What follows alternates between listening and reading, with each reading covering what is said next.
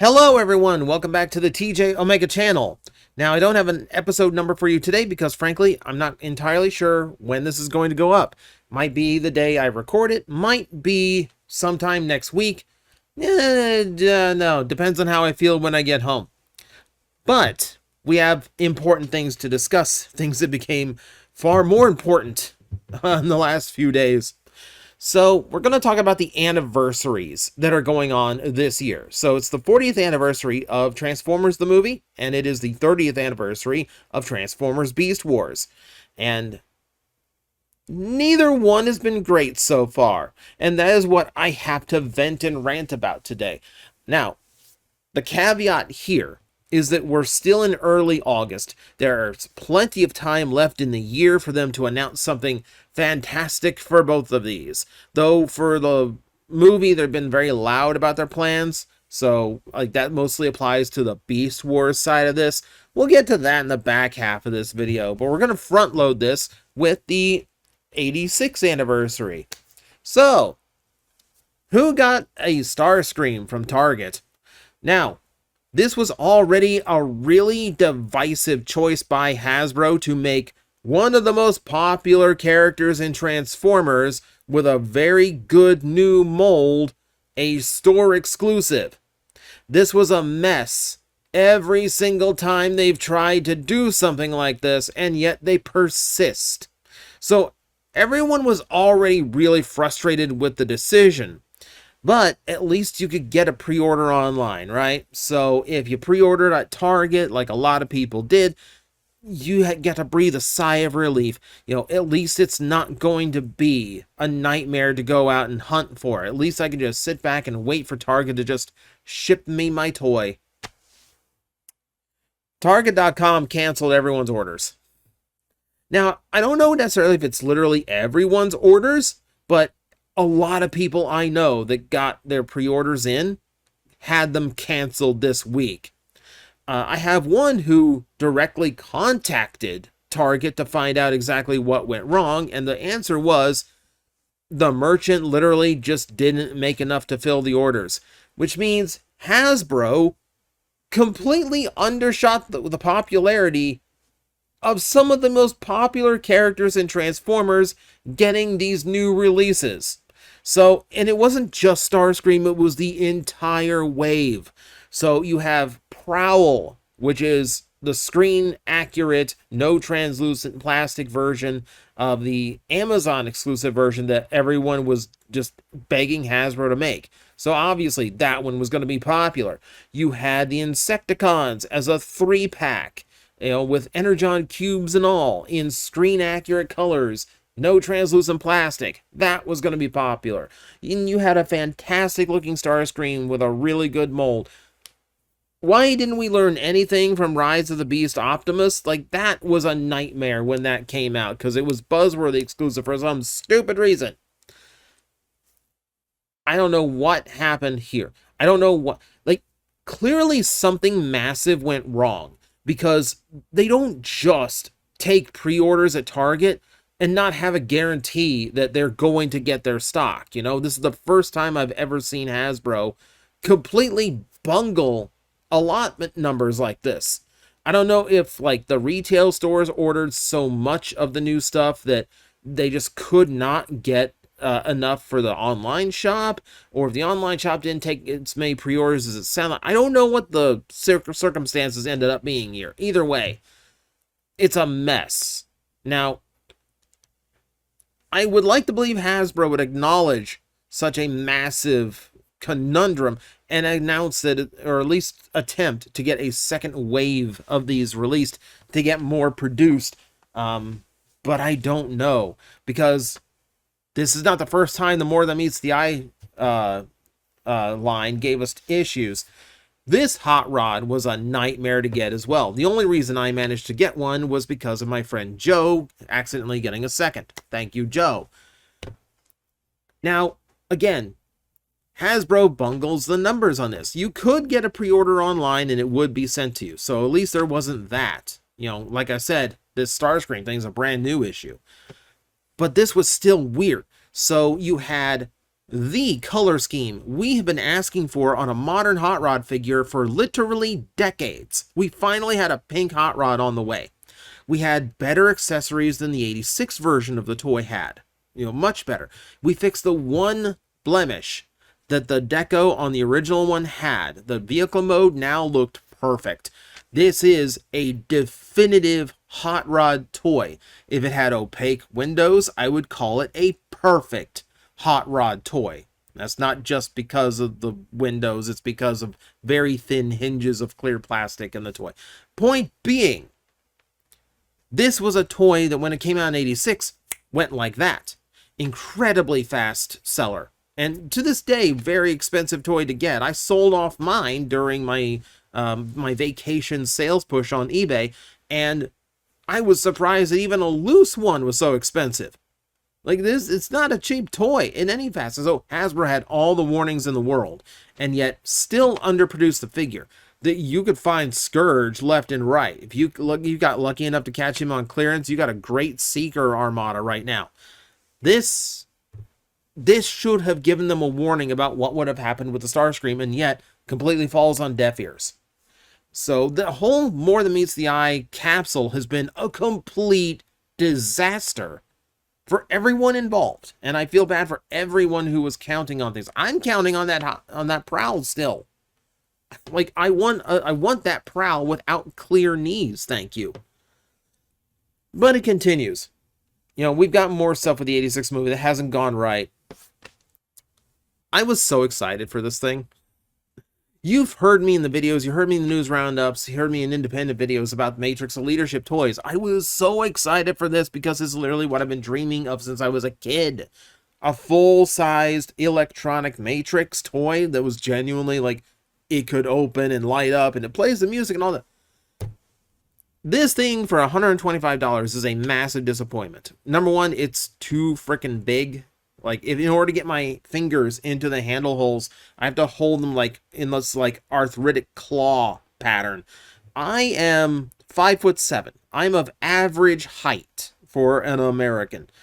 So like being like the complete size average of like the biggest consumer of Transformer products, I would expect that this would be like the default of like where my hands would end up on the Matrix. In my opinion, it needs to be about 15% smaller than it actually is. And then electronically, it's neat, but it really doesn't do things the right way. Like it plays the music at the wrong time. It lights up at the wrong time. Here's your perfect Matrix toy. Here's what I was hoping for. Here's your perfect Matrix toy, okay? You have an external button that can still make it do all the demo stuff if you just want to display it and just show it off once in a while. That's perfectly fine. But you also have two buttons that are hidden inside the finger holes. They're like panel buttons, so you don't see them. And they're located on the middle finger because your longer finger has a better chance of reaching said buttons and giving them a hard push, while your index fingers keep a tight grip on the top of the handle. That's the logic that goes behind that. On this side, you have a button that controls the light. So you click that in and the light comes on in the Matrix. If I held the button down, the light sequence would speed up. So it looks like it's powering up and shimmering faster the way it did when Rodimus opened it for the first time.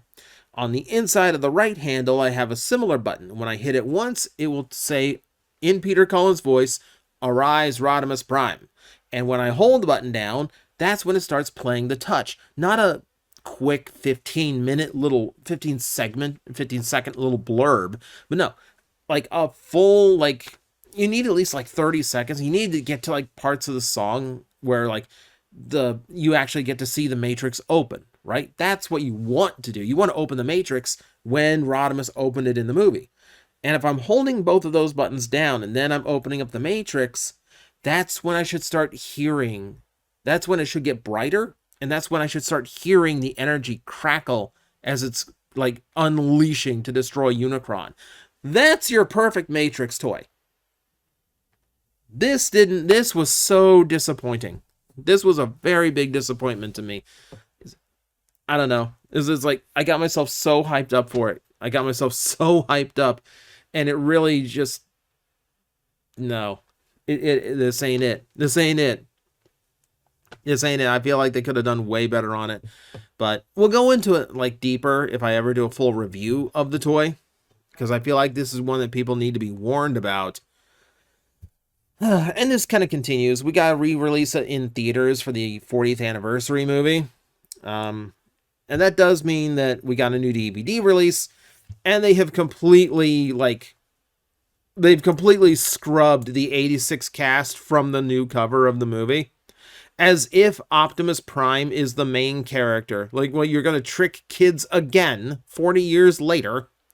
Hot Rod and RC are on the cover and barely visible. They are very small and pushed off to the sides so you can barely see them. Thundercracker is bigger on this screen, on this cover, and he only has one line in the movie. Nay, as he gets shoved out of Astro Train. Most of the characters on this cover never encounter Unicron. And the Megatron they're using is either like straight up copy pasted from generic Megatron art that Hasbro uses, or it's just straight up traced. It's not a good cover. It's a cover full of lies. And it's weird. It's weird. I thought it'd be reversible and you'd see like Galvatron and Rodimus Prime and all that. Like, no. I don't like the erasure here that this cover's got going on. Our one hope with the re-release of the movie is that weird, like, new chapter that they are teasing. And they call it a new, they describe it both as, like, just, like, an additional post-credit scene, which is all CGI for some reason, because I guess that's just cheaper than actually animating it like it was back then. But it also teases, like, a new chapter in the Transformers, like, are you, like, teasing a G1 continuation in CGI? Are you teasing like a season 3.5 or a season 2.5? What are you talking about? New chapter. It's almost like they're using this as like, it feels like it's a marketing scheme for the next cartoon. The one that is not like a stopgap after a cancellation like Earthspark to Cyberworld was. It feels like more like this is the stuff we planned on doing at this time. We'll see. But like right now, all of my hopes for this 86th anniversary being genuinely good kind of banks on whatever that turns into. Now, but at least Hasbro is paying attention to the 86 movie, fans, and at least that anniversary is actually being treated well. Then we got the Beast Wars anniversary. Oh boy, we got things to talk about here. So, all we're really getting as far as anniversary releases for this franchise, the franchise that saved Transformers' existence, this franchise, this segment of Transformers that is responsible for a lot of the mythos we have today that all these movies and cartoons still use. All of it. We owe a lot to Beast Wars, and it's still probably one of the best written Transformer shows you're going to find. We're getting box sets. We're getting 2 box sets. The Predacon one is already out. The Maximal one is on the way. And it's basically just the season 1 cast comprised out of 2 big box sets, and that's it. And this would be kind of cool. Except Hasbro Pulse already sold you the Beast Wars Again 2-packs that had these exact same figures. Everything in the box is just Kingdom and Legacy repaints to be more screen accurate. But that means, and we've seen for the stock photos, this is the case, it's just the Takara releases of those toys packed together. That's it. And this feels like this seems to be a Pulse exclusive almost, like I've never seen this at Walmart or Target or anything. I haven't seen it at GameStop. Might be on Amazon. I'll be honest, I didn't check. Pulse is the only place I saw this. So the fact that Pulse 2 years ago, not even 3 years ago, they were pushing those 2-packs on collectors, and now here we are 3 years later, and they go, here's the exact same repaints, buy it again. And that's all they're doing for the anniversary. At retail, the only new Beast Wars anything you see is Quick Strike. And now, granted, we got Silverbolt, so we needed Quick Strike. Like, he needed to be the next one out the gate, and I'm happy he was. I'm happy he came out as a deluxe and not like the core class they were teasing for a few years. I'm happy that we at least got that, but like, that feels really like pathetic, right? You know, we're waiting for Transmetals. You know, we are waiting for like the fun repaints that I keep harping on about. We don't get any of that. You know what we're getting? We're getting Energon repaints of toys that we're already sick of because they've run them so many times at this point. Now, these are fine. They're technically innocent in all this. They're catching a stray here because while the 86 movie is getting a capsule line as a Target exclusive, terribly bungled as it is, at least they are getting that. Beast Wars is getting those 2 box sets, and that is it. They aren't doing anything creative, nothing fun. No, there's no capsule line that lets us have more interesting things going on. Now, we have the capacity to get some really cool stuff out of these Beast Wars molds, and we do not get it. And while Walmart's probably a little bit gun shy because their last round of Beast Wars exclusives did not go all that great, admittedly, there's still things that fans have been wanting for a long time that they could have done that would have made this a little bit more special. It's just weird that Walmart's getting a capsule line that has nothing to do with anything. It's really just, hey, look, pretty toy. When, there's an anniversary going on that's getting no attention whatsoever. So, okay, what else? Okay, if you're doing a capsule line, I'm going to harp on about, like, Predacon Rhinox again, which also lets me harp about Trigger Black Arachnia and Power Surge Pterosaur and all those other alternate color schemes that they could potentially do for repaints. But I've been going on about that for so long that I thought, let's try something new. Let's go for the different direction. Also, Takara's finally doing Masterpiece Rhinox as Predacon colors. It's not what I want. It doesn't put the character into my Beast Wars collection with everyone else, but at least it's something. It's acknowledgement anyway. No, if I'm looking through this, you know what else we can do? What can be fun? There are repaints from that toy line, from the original Beast Wars toy line, that we still have never had modern versions of, and that would be fun.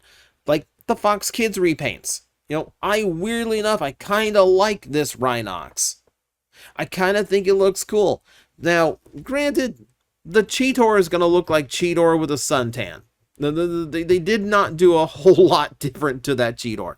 But this would still be fun. This would still be different and interesting. It would let us get figures out that have not been out since the 90s, and that would be a lot of fun. I would love to see that.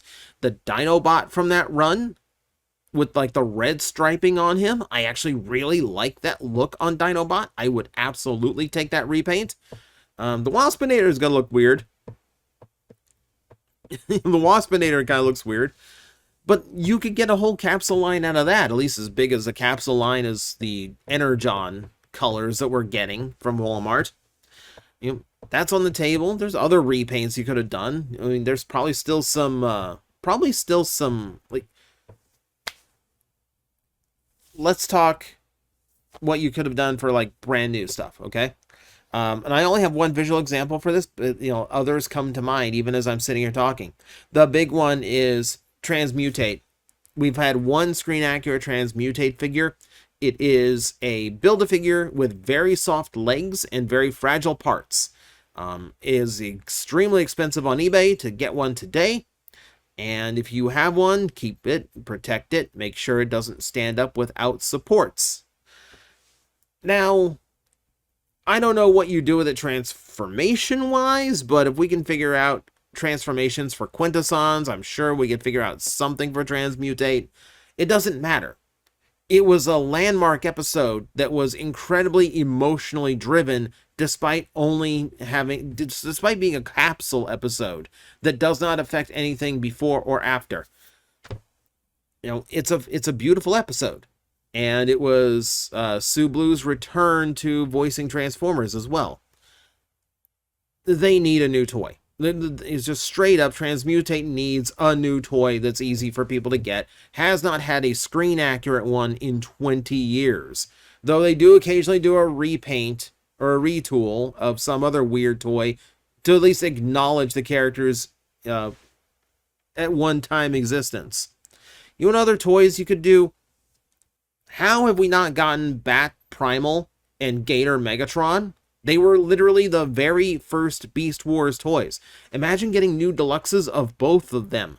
You know, okay, they might have to be retools of Mind Wipe and Skull Cruncher, because I don't think they would do brand new Bat and I don't think they would do a brand new Bat and Gator mold just to do those two.